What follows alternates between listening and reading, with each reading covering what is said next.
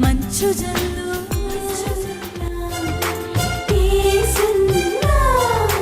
మేఘనాథుడై వచ్చుచున్న మేఘారూఢుడా, రెండంచుల ఖడ్గమును నోట ధరించిన వాడా, మృత్యువునకు మృత్యులోకముకు అధికారి అయిన వాడా, యుగ యుగములో సజీవుడైన వాడా, ఏడు దీప స్తంభముల మధ్య సంచరించువాడా, మృతుడై మరలా బ్రతికిన వాడా, అగ్ని జ్వాలల వంటి కన్నులు కలిగిన వాడా, అపరంజని పోలిన పాదములు కలిగిన వాడా, దావీదు తనయా హోసన్నా, యూదుల రాజా యేసన్నా, యేసన్నా, యేసన్నా.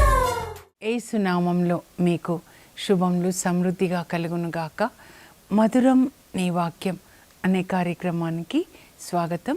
ఈరోజు మనం జీవిత విలువలు అనే అంశం 6వ భాగం ధ్యానించుకుందామండి.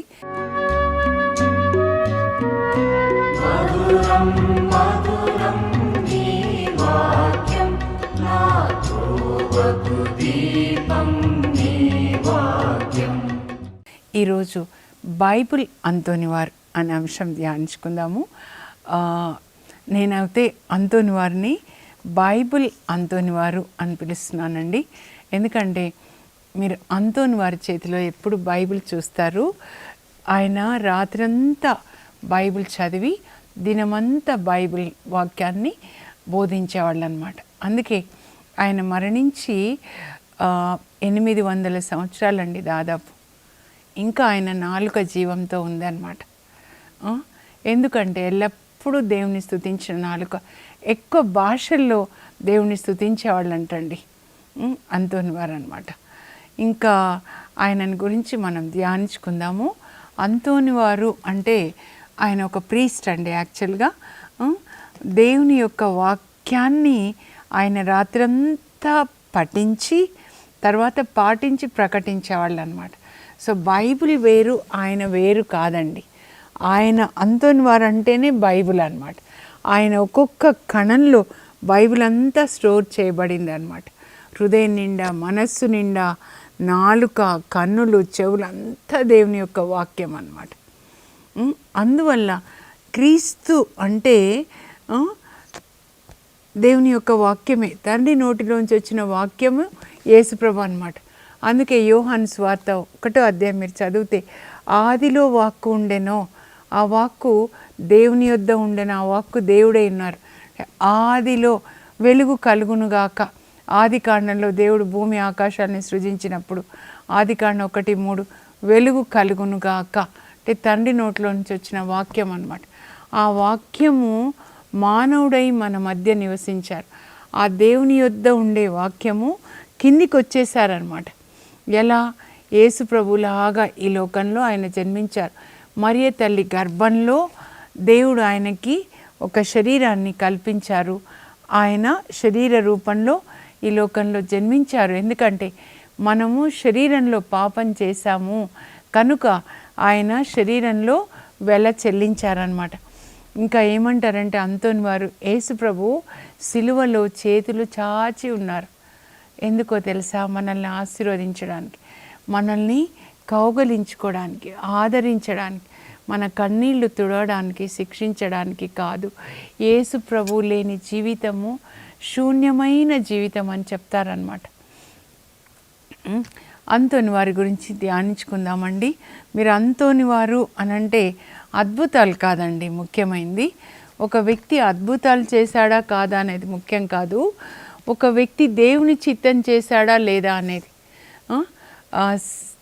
సెయింట్ జాన్ వియానీ గారు అద్భుతాలు ఏం చేయలేదు, కానీ ఎంత వినయం అండి. దేవుని చిత్తం.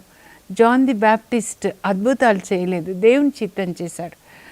దేవుని చిత్తం చేయడం ముఖ్యం.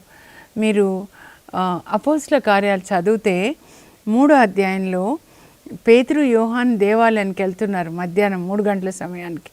అక్కడ దేవాలయం అందమైనది అనే ద్వారం యొద్ద పుట్టుకుంటివాడు అడుక్కుంటున్నాడు. మరి యేసు ప్రభు కూడా అదే దేవాలయానికి వెళ్ళారు కదండి.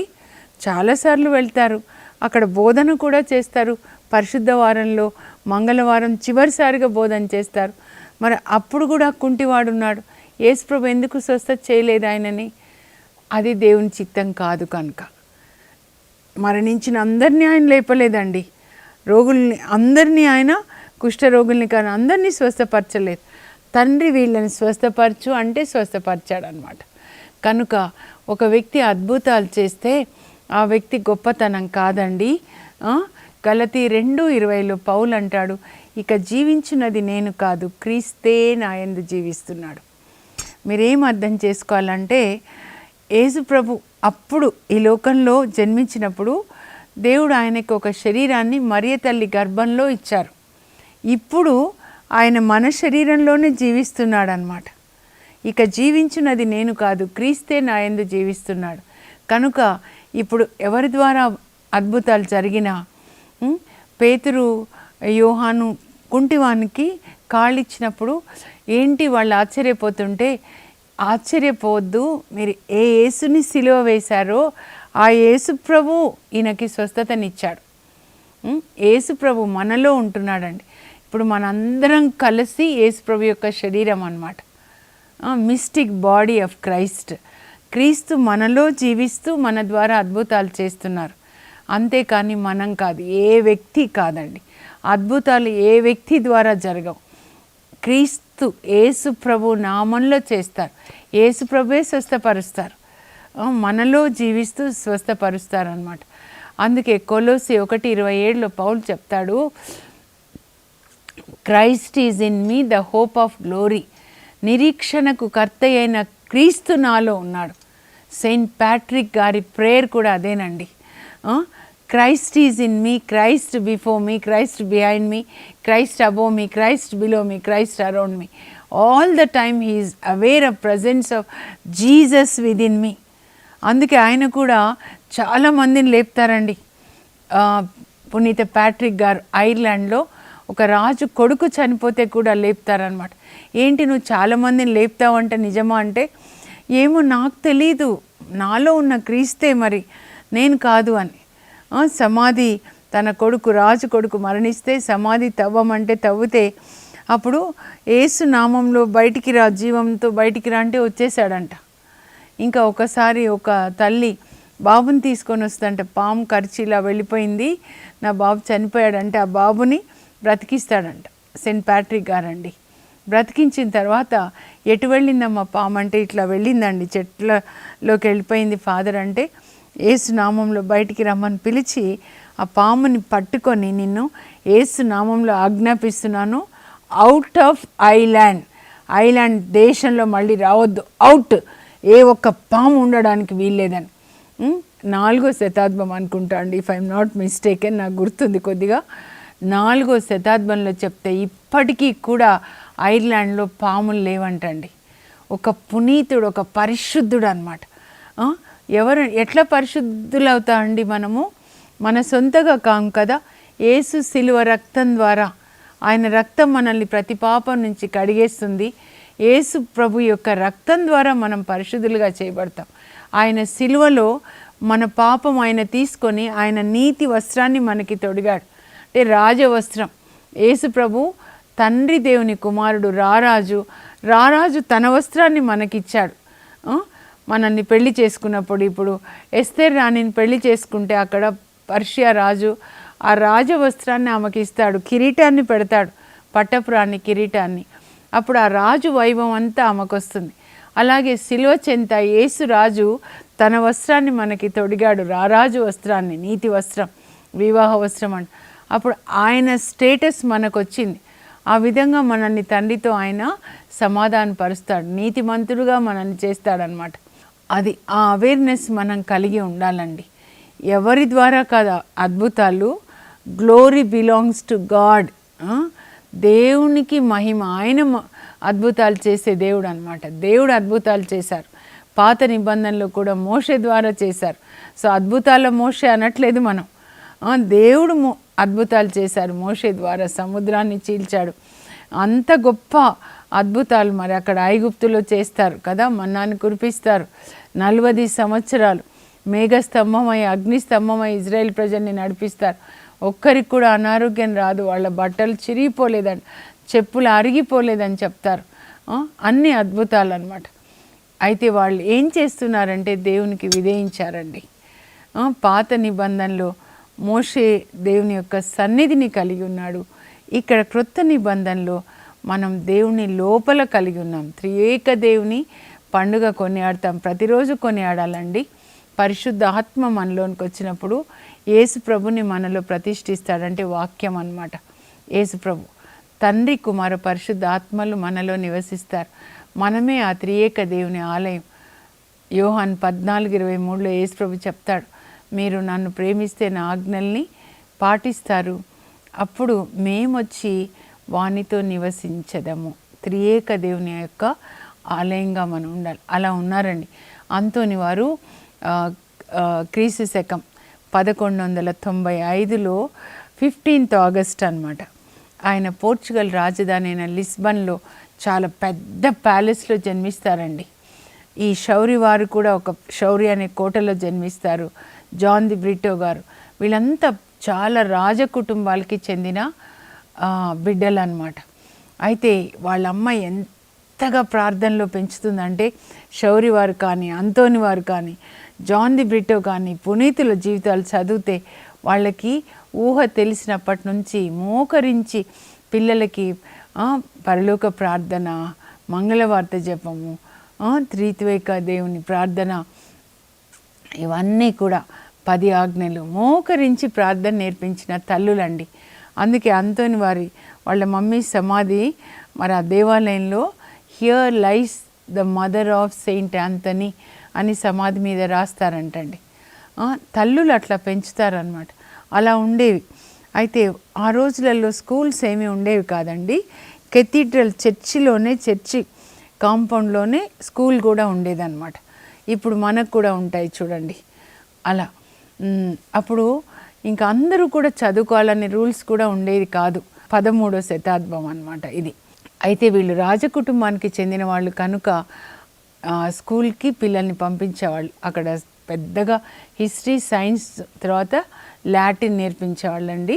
అప్పటి రాజభాష కాబట్టి. ఇంకా చర్చి స్కూల్ కనుక ఎక్కువగా విశ్వాసాన్ని గురించి చెప్పేవాళ్ళు. 10 ఆజ్ఞలు కానీ దేవుని గురించి ఎక్కువగా చెప్పేవాళ్ళు. అందువల్ల ఇంట్లో మమ్మీ, తర్వాత స్కూల్లో మరి టీచర్స్ కూడా చెప్తున్నారు కనుక ఆయనకి చిన్ననాడే విశ్వాస బీజాలు నాటబడ్డాయి. ఆ చిన్ననాడే ఎంత ఇష్టం ఆయనకి జీసస్ అంటే లంచ్ బ్రేక్లో టైం దొరికినప్పుడల్లా చర్చి ఓపెన్గా ఉండేది, వెళ్ళి ప్రార్థించుకునేవాడు అనమాట. అంతగా ఇష్టం. ఇంకా బైబిల్ అంటే చాలా ఇష్టం అంటండి. పూజలో వత్తాసు చేసేవాడు అనమాట. ఒకసారి పూజ అయిపోతుంది, అందరు వెళ్ళిపోతారు. ఈ చిన్న పిల్లవాడు ఆ పూజ బలిపీఠానికి ముందు మెట్లు ఉంటాయి కదా, ఆ మెట్ల మీద మోకరించి ప్రార్థిస్తున్నాడంట. ప్రార్థిస్తున్నప్పుడు సైతాన్ వచ్చేసాడంట. వచ్చి జుయ్యని ఒక పురుగులాగా చుట్టూ తిరుగుతున్నాడంట. ఎంతసేపటికి పోకపోతే అప్పుడు ఆ మెట్ల మీదనే ఇదో నజరేడైన యేసు యూదుల రాజు, నా రక్షకుడు అని సిలువ గుర్తు వేయగానే సైతాన్ పారిపోయాడంట. అంతని వారు ఏం చెప్తారంటే, ఇదో సముద్రపు అలలు ఎంత ఎత్తుగా లేచినా ఆ సముద్ర తీరానికి చేరగానే అవి అణగారిపోతాయి. అలాగే సైతాను ఎంత భయంకరంగా భక్తుడిని శోధించిన యేసుక్రీస్తు నామం చెప్పగానే వాడు పారిపోతాడు అని బోధించేవాళ్ళు అనమాట. ఇంకా తర్వాత ఆయన చిన్నగా ఉన్నప్పుడే అండి ఒకసారి భిక్షగాడు వస్తాడంటే వాళ్ళ ఇంటికి. వస్తే దోశలు నిండా అమ్మ నేనిస్తా అని ఆ బియ్యం తీసుకొని వెళ్ళాడంట పోయడానికి అనమాట, ధాన్యం. అప్పుడు ఇలా పోస్తుంటే ఇలా అని జోలెలోకి చూస్తే జోల నిండా హ్యూమన్ హార్ట్స్, గుండెలు ఉన్నాయంట. అని ఇలా చూస్తే యేసుప్రభు, ఆయన భిక్షగాడు కాదు. అప్పుడు యేసుప్రభు చిన్న అంతోని అడిగారంట, నీ హృదయం నాకు ఇస్తావా, నీ జీవితం నాకు ఇస్తావా అంటే ఓ అని చెప్పాడంట. తప్పకుండా ఇస్తానని చెప్పి. అయితే పుట్టినప్పుడు ఆయన పేరు అంతోని కాదండి, ఫెర్నాండో అనమాట. అంటే శాంతి ప్రియుడు అని అర్థం. ఇంకా జీసస్ అట్లా కనబడిన తర్వాత జీసస్ అంటే చాలా ఇష్టము.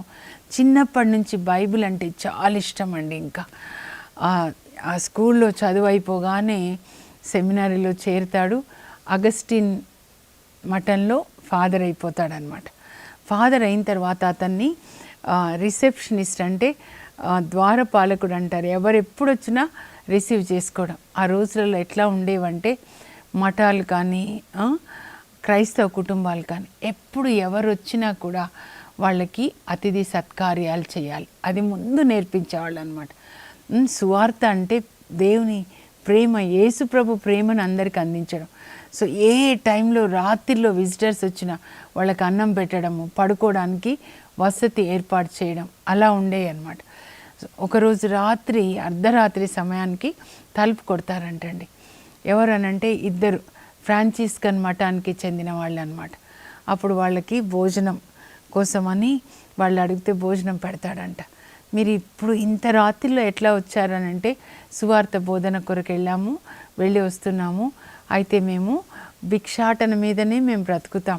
ఫ్రాన్సిస్ గారు మాకు చెప్పారు ఏమీ లేకుండా ఉండడంలో ప్రతి విషయానికి దేవుని మీద ఆధారపడి జీవించాలి, అప్పుడు మనకి సంతోషంగా ఉంటుంది ఏమీ లేకుండా ఉంటే అని. ఎందుకంటే వాళ్ళు ముతక వస్త్రాలు వేసుకుంటారు, చెక్క చెప్పులు తొడుక్కుంటారు, కాళ్ళకి నడుముకి రాళ్ళు కట్టుకొని ఉంటారనమాట. అంటే మన శరీరాన్ని ఇలా నలగొట్టుకోవాలి, అప్పుడు యేసు ప్రభు మనలో జీవిస్తారని చెప్పారు. అప్పుడు ఆయన అనుకుంటాడు, అయ్యో ఆ సభలో చేరితే బాగుండు అని. అలా మొదటిసారి అనుకుంటాడు. తర్వాత ఒక 5 ఫాదర్స్ అనమాట, ఫ్రాన్సిస్కన్ ఫాదర్సే. వాళ్ళు ఆఫ్రికాలో ఒక ముస్లిం కంట్రీకి వెళ్తున్నారంటండి. మొరక్కో కంట్రీ పేరు, సువార్త బోధించడానికి అనమాట. అప్పుడు వాళ్ళు చెప్తారంట, మరి ఆ కంట్రీకి వెళ్తున్నారు, చాలా కష్టం కదా అంటే, పర్వాలేదు యేసు ప్రభు కొరకు మరణించడానికి మేము సిద్ధంగా ఉన్నామని. వాళ్ళు వెళ్తారండి. వెళ్ళిన తర్వాత అక్కడ రాజు మీరు సువార్త బోధించొద్దని సుల్తాను చెప్పినా కూడా వీళ్ళు బోధిస్తుంటే వాళ్ళని చంపేస్తాడనమాట.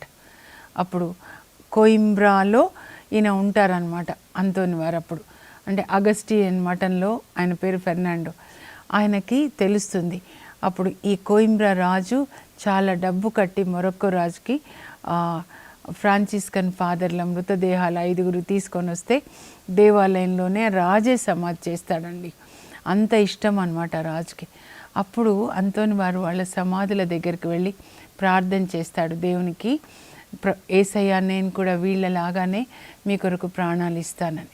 ఇంకా అప్పుడు ఆయన అనుకుంటాడు, ఇలా మరణించాలి యేసు ప్రభు కొరకు అంటే ఫ్రాన్సిస్కన్ సభలో చేరాలని. అప్పుడు ఇక్కడ పర్మిషన్ తీసుకొని ఫ్రాన్సిస్కన్ సభలో చేరుతాడండి. అప్పుడు ఆయన పేరు అంతోనిగా మార్చుకుంటారు. అప్పటి వరకు ఫెర్నాండో అనమాట. సో ఇక్కడ కూడా ఆయన మరి కిచెన్లో గిన్నెలతో మీ పని అట్లా ఇస్తారండి ఫ్రాన్సిస్ ఆఫ్ అసిసి గారు అనమాట.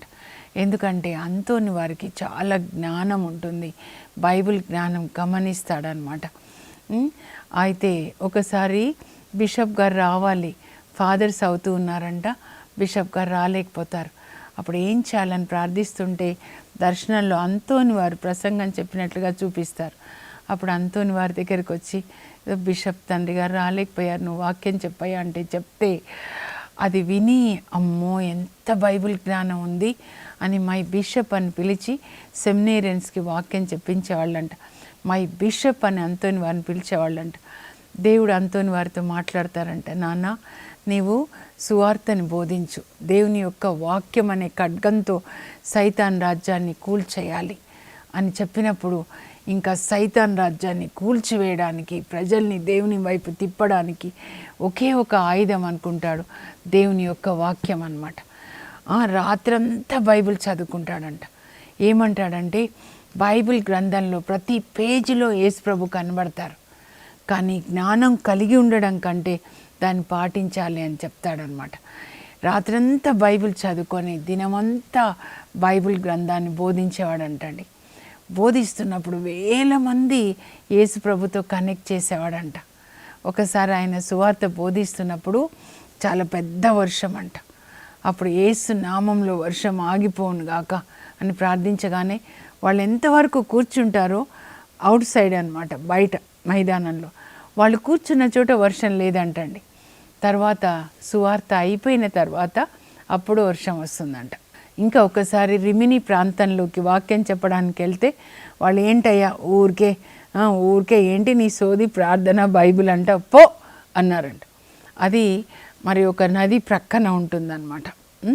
అప్పుడు ఆ నది ప్రక్కన నడుస్తూ నదిలో ఉన్న చేపలారా, సముద్రంలో చేపలారా రండి, మీకు సువార్త బోధిస్తాను, ఈ మనుషులకు వద్దంట అనగానే 100 కొలది చేపలు వచ్చేస్తాయంటండి. ఒక్క మాటకి వచ్చి ఇంత చేప ఇంత ఉంటే వాటి తలలన్నీ బయట పెడతాయంట. పెట్టి దేవుడు ఎంత గొప్పవాడు కదా, మీకు ఎంత మంచి శరీరం ఇచ్చారు కదా, నీళ్ళలో మంచి ఆహారం ఇచ్చారు, దేవుని స్తుతించండి అంటే అవి ఇలా తలలుపాయంట. జీసస్కి మీరంటే ఎంత ఇష్టమో, 5,000 మందికి ఆహారం పెట్టాలంటే మిమ్మల్నే వాడాడు, ట్యాక్స్ కట్టాలంటే మీరే కదా ఇచ్చారు, యోనాను కాపాడాలంటే కూడా మీరే కదా, మీకు ఎంత మంచి శరీరం, చక్కగా నదిలో నీళ్ళలో ఇలా మీరు స్విమ్మింగ్ చేయడానికి, ఈత కొట్టుకుంటూ నడవడానికి మీకు ప్రతిరోజు ఆహారం ఇస్తున్నాడు, దేవుని స్తుతించండి అంటే అలాగే దేవుని స్తుతించారంటండి. అప్పుడు ఇన్ని చేపలు వినడం చూసి ఆ ప్రజలు వచ్చి మళ్ళా అంతోని వారి యొక్క వాక్యాన్ని వినడానికి వాళ్ళు వచ్చి సారీ ఫాదర్ అని చెప్పి వాక్యం విన్నారంట. ఇంకా అంతోని వారి సురుపంలో బాలయేసుని ఎత్తుకున్నట్లుగా ఉంటుంది కదండి. ఆ తర్వాత ఆ బాలయేసు మరి బైబిల్ మీద ఉంటారు కదా. మా హస్బెండ్ అడిగారు అనమాట ఒకసారి, జోజప్ప గారంటే బాలయేసు పెంపుడు తండ్రి, ఆయన బాలయేసుని పెంచారు కదా, మరి అంతోని వారు 13వ శతాబ్దం అంటున్నావు కదా, మరి ఆయన బాలయేసుని ఎట్లా ఎత్తుకున్నారు? నేను అప్పుడు చెప్పాను, ఎత్తుకోలేదండి. అంతోని వారు తనకి అనారోగ్యంగా ఉన్నప్పుడు తన ఫ్రెండ్ వాళ్ళ మామిడి తోటకి వెళ్తారు రెస్ట్ తీసుకోవడానికి. ఆ మామిడి తోట ఒక చెట్టుకి మంచలాగా చిన్న కుటీరం ఉంటుందన్నమాట.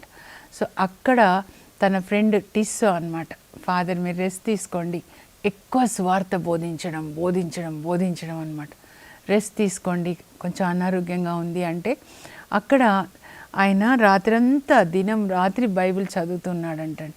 ఒకరోజు రాత్రి 2 గంటలైంది, ఇంకా దీపం ఆరిపోయలేదు. ఫాదర్ ఏంటి అని మంచకి మెట్లు ఉంటాయి కదండి, ఆ మెట్లు ఎక్కుతూ ఉన్నాడంట. ఎక్కి లోపలికి వెళ్దాం అనుకునేసరికి ఆయన ఏం దర్శనాన్ని చూస్తాడంటే, ఇంకా అంతోని వారు బైబిల్ చదువుతూ అబ్బా తలనొస్తుంది అన్నారంట.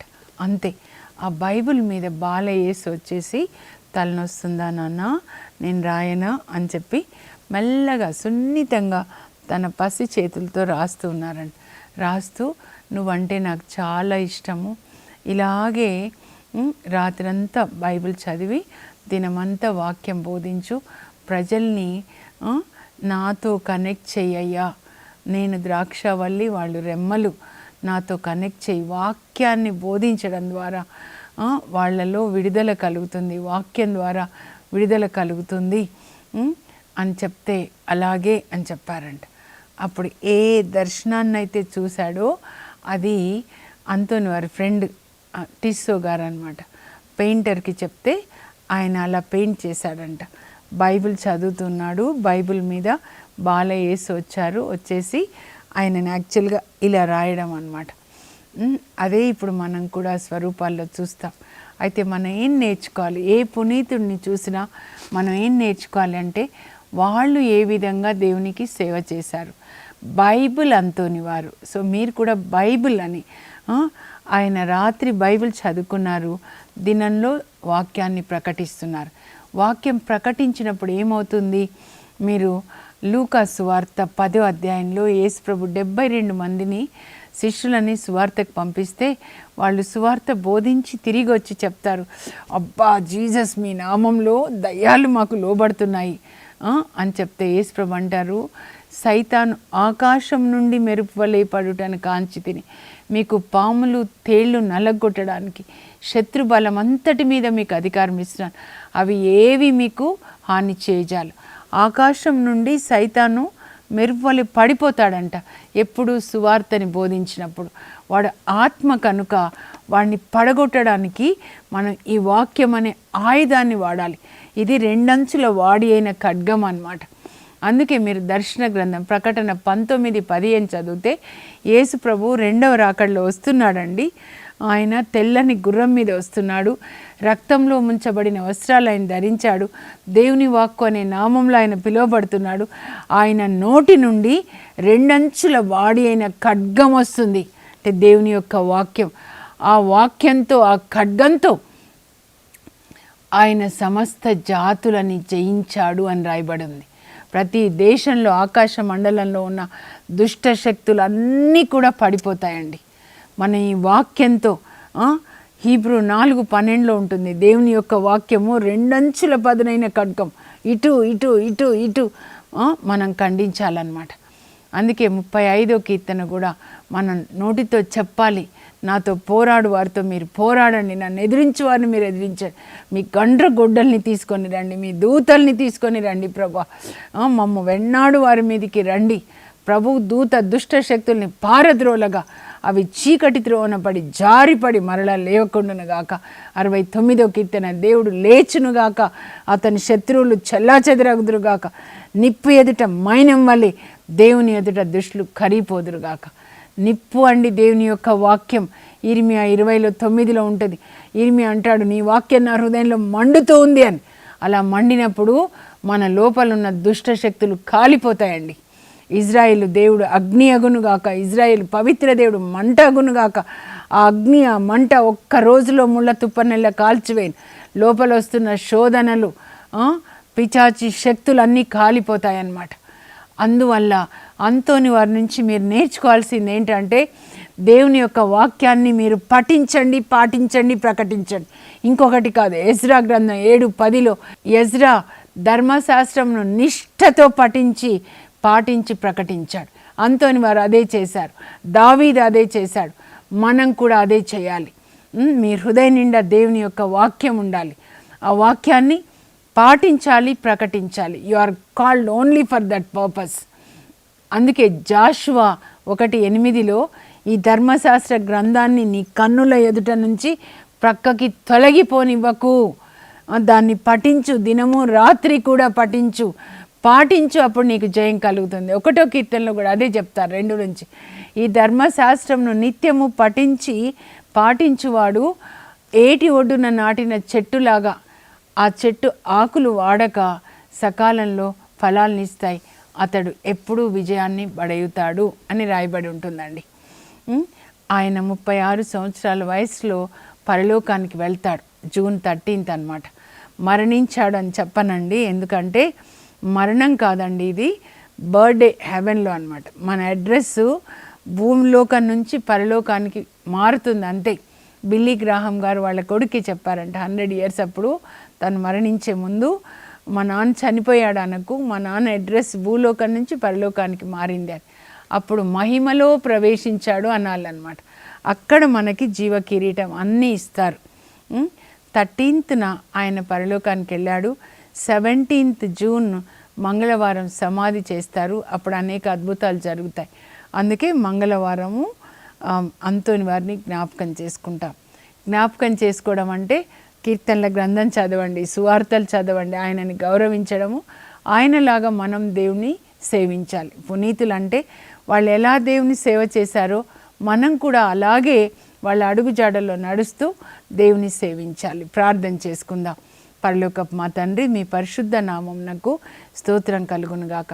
చిన్ననాటి నుండి అంతోని వారు బైబిల్ గ్రంథాన్ని చదివి దాన్ని పాటించి ప్రకటించాడు ప్రభా. ఇప్పటికీ ఆయన మరణించి 800 సంవత్సరాలు అవుతుంది. అయినా ఆయన నాలుక జీవంతో ఉంది. దేవుని స్తుతించిన నాలుక, సత్యాన్ని పలికిన నాలుక, వాక్యాన్ని ప్రకటించిన నాలుక. ఆయన నాలుకలో ఆయన అంతా కూడా అయా వాక్యంతో నింపబడి బైబుల్ ఆయననే ఒక లివింగ్ బైబుల్గా ఉన్నాడు. మా అందరికీ ఆయన ఒక ఇన్స్పిరేషన్గా ఉండును గాక. యవ్వనస్తులకి ప్రభా, పరిశుద్ధాత్మదేవ ఈ యొక్క వాక్యాన్ని వాళ్ళ హృదయాల్లో, మనసుల్లో నాటి నాయన మనసులో రాసి, వాళ్ళు కళ్ళతో బైబిల్ చదివి, నాలుకతో చెప్పి, చెవులతో విని, దాన్ని ధ్యానించుకొని పాటించే కృప దయచేయండి. యేసు నామంలో అడుగుచున్నాం తండ్రి, ఆమేన్. మీరు బైబిల్ గ్రంథాన్ని పాటించి ప్రకటిస్తారో ఎప్పుడెప్పుడు అప్పుడంతా ఆయన పండుగ చేసుకున్నట్లే. God bless you. Have a blessed day. For information, please contact us. Our address, Mrs. Jacinta Rani, 214 Pavani Estates, near St. Anthony's High School, Himayat Nagar, Street number 8, Hyderabad 29. మంచు జల్లు ఇది మహిమ జల్లు మంచు జల్లు పరలోక జల్లు మంచు జల్లు ఇది ఆత్మ జల్లు మంచు జల్లు ఇది జీవ జల్లు